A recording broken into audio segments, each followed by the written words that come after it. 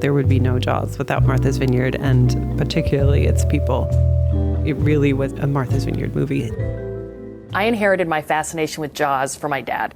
He was 11 years old when the movie first came out in 1975, and he was so freaked out by the opening scene that he had to excuse himself to the lobby 5 minutes into the film, and in a humiliating turn of events stayed there for the entirety of the movie. Nevertheless, thus began a lifelong obsession with this film. Growing up in Arizona, the world of Amity Island felt very fantastical to me. This coastal beach town and these unfamiliar accents, it all felt very removed from my life in the Sonoran.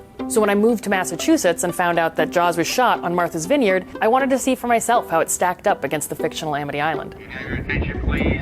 This stop is Vineyard. That neat little seaside world that you saw wasn't just a Hollywood backlot, it was a real place.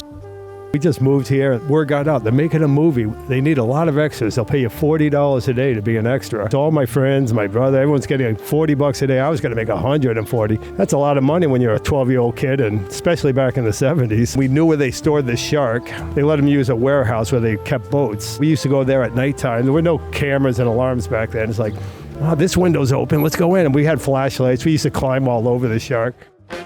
Most people involved with Jaws will mention the endlessly malfunctioning mechanical sharks, but we found someone who's actually responsible for getting them to work.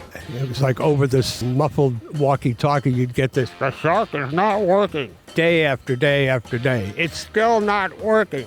We're doing all these repairs, and we're doing this. We're out there for 25, 30 minutes and doing the repairs, got it all done. So we push off to start to swim back.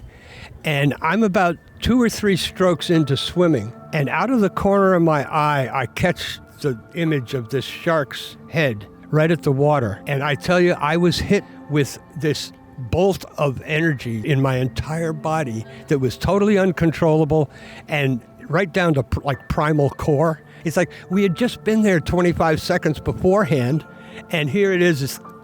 Wow!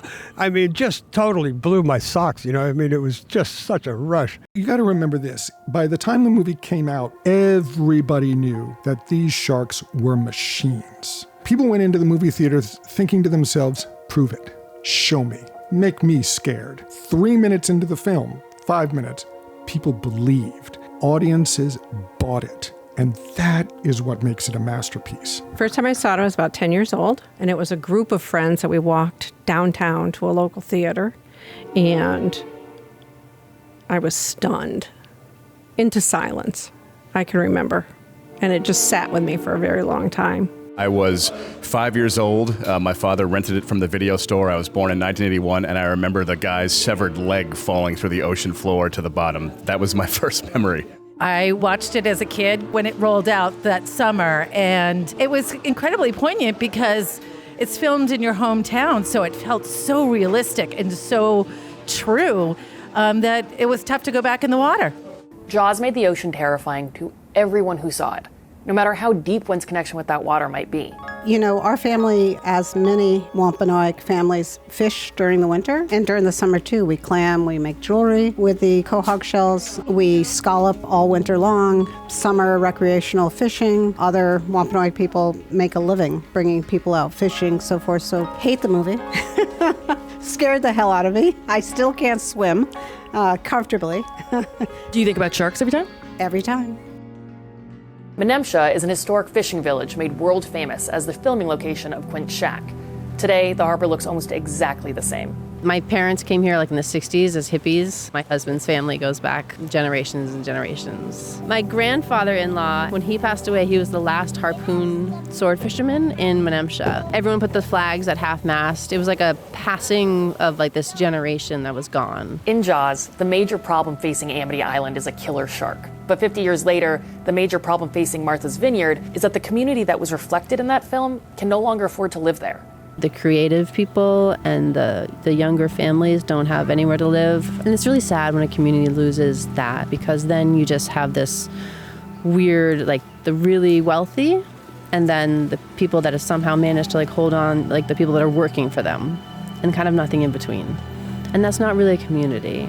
It's like a workforce. Through all of the change of the past 50 years, some things remain the same.